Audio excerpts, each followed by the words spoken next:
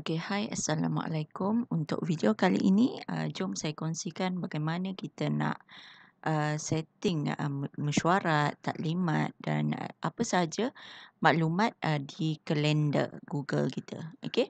Jadi, bila anda buka ini kalau paparan komputer bila kita dah buka Google Google Chrome tu, okey, kita type Google ni, kadang-kadang dia dah auto lah, dia dah buka Google ni. Okey, kalau anda perasan ada 9 titik seperti biasa kita nak pilih Google Apps yang ada. So klik dekat sini, kita cari calendar. Okey, so klik calendar. Dia akan auto buka, tapi pastikan email tu email yang berkaitan lah. Kalau anda nak set up berkenaan dengan kerja anda, so gunakan email kerja. Kalau berkenaan dengan peribadi, gunakan email peribadi. Cara nak tukar tu dekat sini lah, dekat bahagian atas ni kita boleh tukar email mana yang kita nak guna lah. Dekat sini, okey. Ini contoh. Yang ni contoh berkenaan dengan kerja. Okey, ini contoh dan yang bestnya Google Calendar ni dia boleh sync dengan kita punya handphone. Okey, dekat handphone pun kita boleh set macam ni. Saya ada kursus nanti 13, 14, 15, 16 hingga 17. Saya ada kursus biodiversity di Selangor. So saya dah block. Maksudnya bila saya dah block macam ni, orang tak boleh nak kalau tiba-tiba ada meeting lain, dia tak boleh nak nak cop saya ataupun nak invite saya lah sebab saya dah ada kursus. Okey, itu kita boleh pilih juga untuk block dan sebagainya. Nanti saya akan tunjuklah. Okey, ini contoh Jadi ini kalender kita boleh pilih lah dekat bahagian tepi ni. Kita boleh pilih tarikh bila yang kita nak. Okey, jadi yang paparan sekarang ni 12 lah. Ataupun katalah kita nak pergi bulan 1 nanti contoh. Okey, saya nak pergi Januari nanti. Macam Januari contohnya 16 Januari. 16 Januari saya ada lawatan ke Sabah. Okey, contoh saya nak masukkan. Jadi saya klik 16 ni. Okey. Okey. Yang ni tak payah pun tak apa Okey So 16 ni kita nak klik. Okey, kita akan nampak yang hari 16 sahaja. Okey. So katalah daripada 16 saya akan tolak pada jam 5. Okey, contoh So bila kita klik dekat tempat bahagian yang kita nak ni. Okey, ni saya contoh Contoh saya klik dekat pukul 5. Okey, saya nak pergi pukul 5. Okey, dia akan keluar macam ni. Kita type lah sini adalah lawatan ke Sabah. Okey, ini contoh lawatan ke Sabah. Jadi kalau untuk lawatan ke Sabah kita tak perlulah add Google Meet video conference. Ini kalau berkaitan dengan meeting sahaja. Okey, so yang ni kita boleh block lawatan ke Sabah. Okey, 16. Focus time kita boleh tukar Focus time ni kita boleh tukar. Katalah 16 sehingga 16 sehingga katalah 20. Okey. Sekejap. Sekejap ni. Automatically decline meeting ni yang saya kata kita boleh block. Kalau orang nak tambah untuk new meeting, kita boleh block lah. Only new meeting invitation ataupun new and existing meeting. Kita nak decline yang mana satu. Okey, dan message kat bawah ni kita boleh nyatakan lah. Maaf. Okey, saya ada lawatan ke Sabah. Ni contoh. So kita boleh add message dekat sini. Jadi orang yang nak invite kita untuk meeting dan sebagainya tu dia akan dapat bacalah dekat sini. Oh, dia ada lawatan. So memang tak boleh nak join dan sebagainya. Okey. Ni doesn't repeat ni.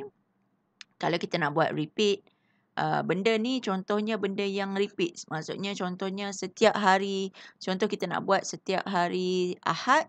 Petang pukul 5 sampai 6 memang kita nak repeat setiap hari waktu tu adalah masa untuk kita jogging contohnya. So orang tak boleh nak add kita untuk meeting dan sebagainya. Itu contohlah contoh saya bagi. Jadi apa yang berkaitan. Kalau dia untuk kita nak repeat daily, weekly on Sunday, monthly on the third Sunday, annually, kita boleh buat ataupun kita nak custom repeat bila dan sebagainya lah. Okey, ini anda boleh set up nantilah. Okay, out of office ni maksudnya kalau kita memang tak ada di sekolah. Di office. Okay, kita tak ada di office. Kita bekerja di luar. Macam saya tadi lawatan ke Sabah. Okay. Jadi, automatically decline meeting. Dia akan automatic lah. So, kita tak boleh nak pergi meeting dan sebagainya lah. Sebab kita tak ada di office. Okay, kalau task ni, kita boleh masukkan apa task yang kita, apa kerja ataupun tugasan yang kita perlu laksanakan. Okay, kita boleh masukkan kat situ. Kalau reminder ni maksudnya kalau kita terlibat dengan contohnya kita ada appointment doktor, so kita boleh set as reminder lah. Kita boleh set kat sini appointment okey, doktor contoh, okey. So kita set as reminder saja. So bila reminder biasanya dia doesn't repeat lah. Kita boleh set all day ataupun kita boleh set reminder ni pada contohlah kita nak set reminder pada hari Rabu 19 contohnya. 19 nanti hari Rabu kita nak tukar contohnya pukul 8 pagi kita ada appointment doktor. So kita boleh save. Nanti dia akan masuk Dia akan masuk dekat okey sekejap Okey, so nanti dia akan masuk tadi kita set bila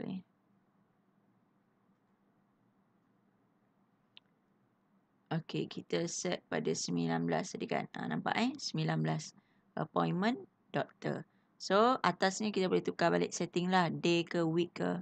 Kalau kita nak tengok per minggu. Atau kita nak tengok per month. Okey, ini per month lah. Untuk sebulan. Okey. So, bulan Januari ni bulan Disember. Bulan Januari, bulan Februari dan sebagainya. Kita boleh ubah lah. Itu dekat atas ni untuk ubah. Okey. 4 day ke schedule ke. Ini terpulang lah. Ini pilihan anda. Paparan yang kita nak tengok. Biasanya kalau sebulan ni agak crowded. Kita akan pilih weekly lah. Okay. So weekly. Okay. So in November, December. Okay. Ini contoh minggu. Sekarang ni today. So kita pergi today. 12 kan? Okay. 12. Okay, jadi ini contoh saya buat tadi praladap. Okay, contoh kalau kita nak set a meeting. Okay, katalah pukul 9 pagi ni 12 dah lepas.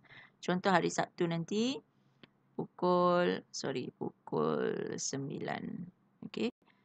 Boleh klik je kat situ. Ada mesyuarat guru contohnya. Okay, contoh mesyuarat guru. So, kita buat ubah, ini adalah tarikh kita, ni masa. Masa mungkin bila anda tekan tu masa dia tak betul lah. Mungkin kita nak set sebenarnya pukul 9 sampai pukul, katakan meeting sehingga pukul 12. So, okay, kita boleh set dekat situ dan doesn't repeat lah.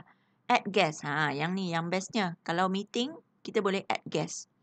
Kan biasa kalau meeting kita terus ada senarai semua rakan-rakan office kita, so kita boleh add lah.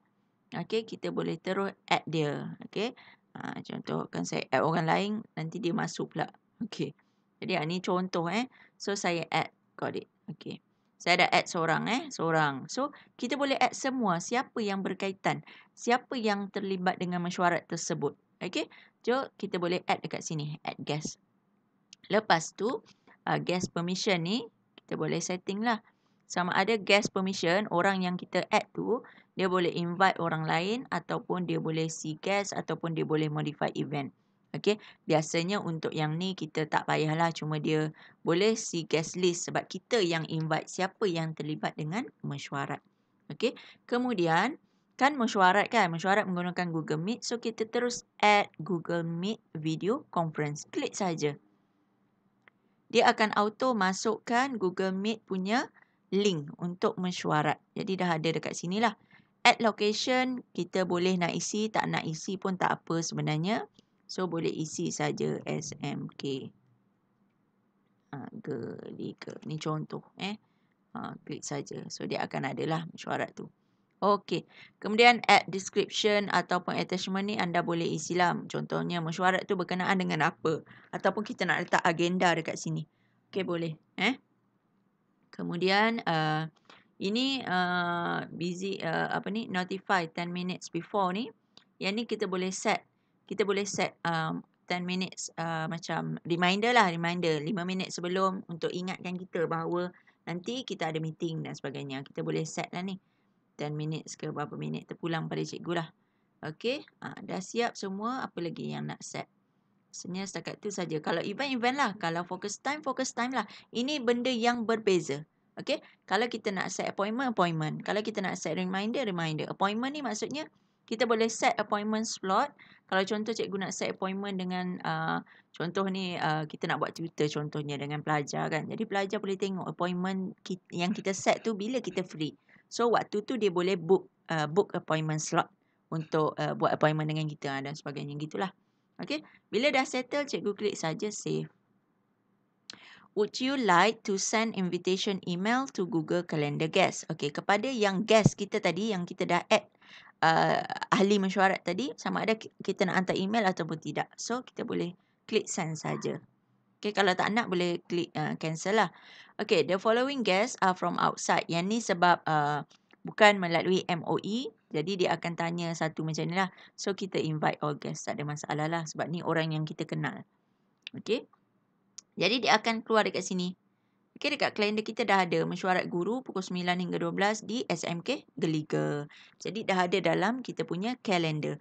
Bila kita set macam ni, dalam handphone kita pun ada. Okey, kalau tapi dengan syarat kita dekat handphone pun kita buka yang menggunakan email MOE lah. Kalau kita buka dekat handphone tu email peribadi, dia tak keluar lah. Cuma yang tadi, yang email yang saya add guest tu adalah email peribadi saya. So, dia akan keluar dua-dua lah. Dekat handphone ada, dekat laptop pun ada. Okey, ini macam ni contohnya lah. Jadi, ini bila kita block ni, dia orang tak boleh nak masuk lah. Okey, contoh bila kita nak pergi hari kejadian. Hari kejadian, alamak dah lupa link dan sebagainya kan. Jangan risau, cikgu klik saja berkenaan dengan mesyuarat tu. Okey, dia terus keluar. Sama ada kita nak terus join with Google Meet. Dah sampai waktu kan. Dah sampai waktu tu, kita terus klik join Google Meet. Dia akan terus buka Google Meet kita. Okey, contoh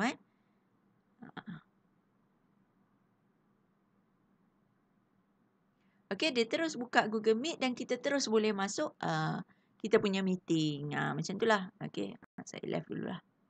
Okey, boleh join now. Ini biasalah kan. Okey, so tutup dulu. Jadi itulah caranya untuk test. Jadi satu lagi, katalah meeting ni terpaksa postpone dan sebagainya. Jadi cikgu just edit. Klik edit event. Okey. Dan bila kita edit, saya tunjuk sedikit contoh. Bila saya edit, okey. Saya edit atas ni, katalah tarikh dah bertukar 18 ni sebab hari Sabtu. So kita tukar 19. Contohnya masa sama. Okey. Kemudian kita save. Bila kita save, dia akan tanya, would you like to send update emails to existing Google Calendar guests? Okay, so kita klik send lah. Jadi, guest list kita tu, dia akan dapat new email berkenaan dengan perubahan ataupun apa saja update terbaru berkenaan dengan mesyuarat tersebut. So, kita klik send. Okay, sekejap Saya nak tunjuk apa jadi dekat email. Okay, saya tunjuk dekat email. Okey, katakan okey, ini email saya Ini email yang guest list tadi. Ini yang guest list tadi. Okey, sekejap. Apa paparan yang orang tu akan dapat? So kita akan tengok. Sekejap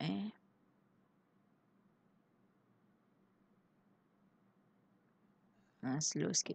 Sekejap. Okey. Ini new invitation. Dia akan dapatlah email. Setiap kali kita update dan sebagainya, kita akan dapat email. Jadi kalau orang tu buka melalui email pun, dia boleh terus pergilah. Dan orang tu dia boleh jawab sama ada dia akan pergi mesyuarat tersebut mungkin ataupun tidak. So dia boleh respon dekat sinilah. Katalah saya respon yes. Nanti kalau kita as a admin tu, kita akan nampaklah berapa orang yang boleh sertai meeting dan sebagainya. Okey, dan dia akan terus buka kalender kita lah. Ini guest list guest list tu. Okey, terus ada dan kita boleh klik Sama ada join now. Katalah dah 19 bulan. So, boleh klik join now. Okay. Itu sajalah. Ini to guess kan. Dua-dua yes. Contoh. Kalau ada yang pangkah, nanti dia akan ada pangkah lah. Okay. Going. Yes. Okay. Klik yes. Nanti dia akan update dan sekejap. Slow sebab saya buka banyak ni. Sebab saya tengah buat kerja sebenarnya.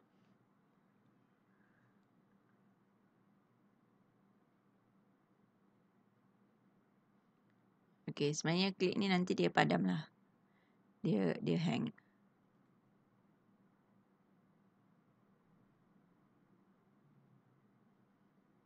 Okay, jadi tak apa. Saya stop dulu sampai situ. Okay, jadi inilah. Ini cara nak setting kalender kita. Jadi, yang best tadi yang saya cakap sebabnya kita boleh set di handphone dan kita juga boleh set di laptop kita. Dia akan auto sync menggunakan email yang sama lah. Kalau email kita login to email yang berbeza, tak adalah. Okay, jadi itu saja untuk perkongsian saya hari ini. Sekian. Assalamualaikum warahmatullahi wabarakatuh.